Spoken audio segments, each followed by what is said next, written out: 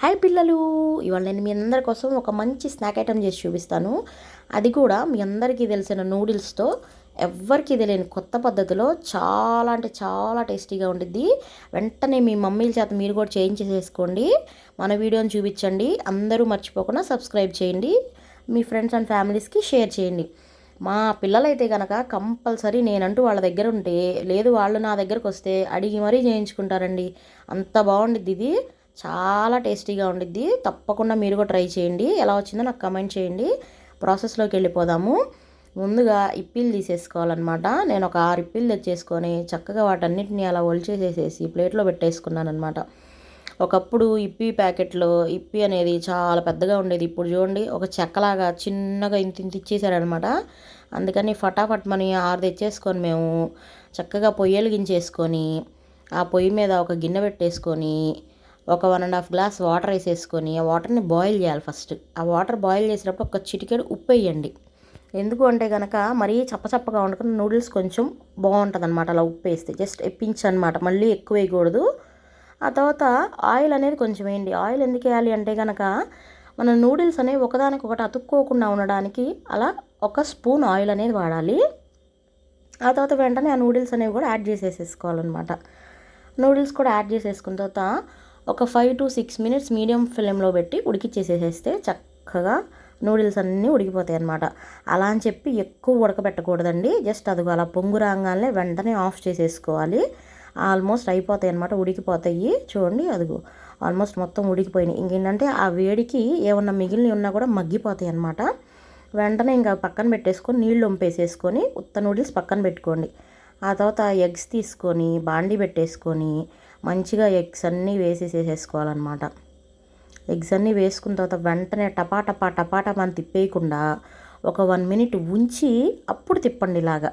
అప్పుడు ఏమవుతుందంటే ఎగ్ అనేది చక్కగా ముక్కలు ముక్కలుగా వచ్చిద్ది అనమాట. వెంటనే తిప్పేస్తే ఏమవుతుందంటే కైమా అయిపోయిద్ది. అలా తిప్పిన తర్వాత జస్ట్ ఒక 1 సెకండ్ అలా తిప్పిన తర్వాత కొంచెం కారం, కొంచెం ఉప్పు వేసుకోవాలన్నమాట. ఆ కారం ఉప్పు అనేది ఈ గుడ్డు చప్పచప్పగా ఉండకుండా ఉండడానికి కారం ఉప్పు వేసుకుంటాం అనమాట. ఆ 2 వేసేసుకున్న తర్వాత ఒక చిటికెడు గరం మసాలా, ఇదేనండి మన హోమ్మేడ్ గరం మసాలా. నేను ఆల్రెడీ మీకు వీడియో అనేది షేర్ చేశాను అనమాట.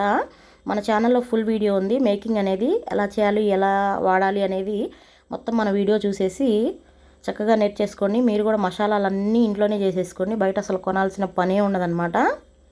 నేను ఈ లింక్ అనేది కూడా డిస్క్రిప్షన్లో ఇస్తాను, చూడండి. అలా గరం మసాలా కూడా యాడ్ చేసుకున్న తర్వాత మూడింటిని కొంచెం అలా తిప్పేయాలన్నమాట. చూడండి గుడ్డనే చక్కగా ముక్కలు ముక్కలుగా అలాగుందనమాట. అప్పుడు ఏంటంటే బాగుండిద్ది అనమాట తినడానికి. అలా వేసేసిన తర్వాత మనము ఇప్పీకి ఇచ్చిన మసాలా ప్యాకెట్స్ ఉన్నాయి కదా, మసాలా ప్యాకెట్స్ కూడా హాఫ్ ఆఫ్ ద ప్యాకెట్స్ వేయండి. ఇప్పుడు 6 తీసుకున్నాను కాబట్టి నేను ఒక 3 ప్యాకెట్లు అనేవి వేసేసాను గుడ్డులో. ఆ తర్వాత ముందుగా ఉడకబెట్టి పక్కన పెట్టుకున్న నూడిల్స్ అనేవి యాడ్ చేసేసేయండి. నూడిల్స్ కూడా యాడ్ చేసిన తర్వాత ఇప్పుడు రిమైనింగ్ 3 ప్యాకెట్స్ ఉన్నాయి కదా, ఆ రిమైనింగ్ 3 ప్యాకెట్స్ మసాలా అనేది యాడ్ చేసేసుకోవాలన్నమాట. యాడ్ చేసేసుకొని ఇప్పుడు మొత్తాన్ని 2 ఫోర్కులు తీసుకొని ఫటాఫటా సపా ఆహా ఓహో అనుకుంటూ మొత్తం కలిపేసేయండి.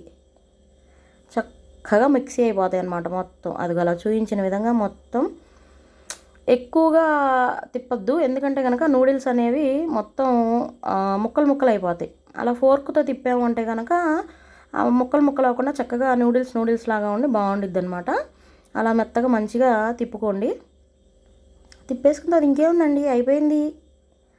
మన టేస్టీ ఎగ్ ఇప్పీ నూడిల్స్ రెడీ అయిపోయినాయి.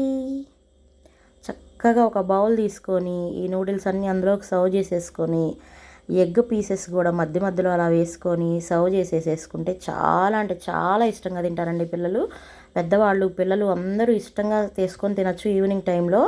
చాలా అంటే చాలా బాగుండిద్ది. నీసు వాసన అనేది అస్సలు ఉండదండి. వేడివేడిగా తినేస్తే కనుక చాలా బాగుండిద్ది ఇది. చూడండి అస్సలకి ఒక్కటి కూడా అంటుకోకుండా నూడిల్స్ అనేవి చక్కగా ఎంత చక్కగా వచ్చేసినాయో. మీరు కూడా మీ ఇంట్లో తప్పకుండా ట్రై చేస్తారా ఏంటి? ఈ వీడియో నచ్చిందా? తప్పకుండా మీ ఫ్రెండ్స్ అండ్ ఫ్యామిలీస్ అందరికీ షేర్ చేయండి. మన ఛానల్ని సబ్స్క్రైబ్ చేయమని సజెస్ట్ చేయండి. Thank you.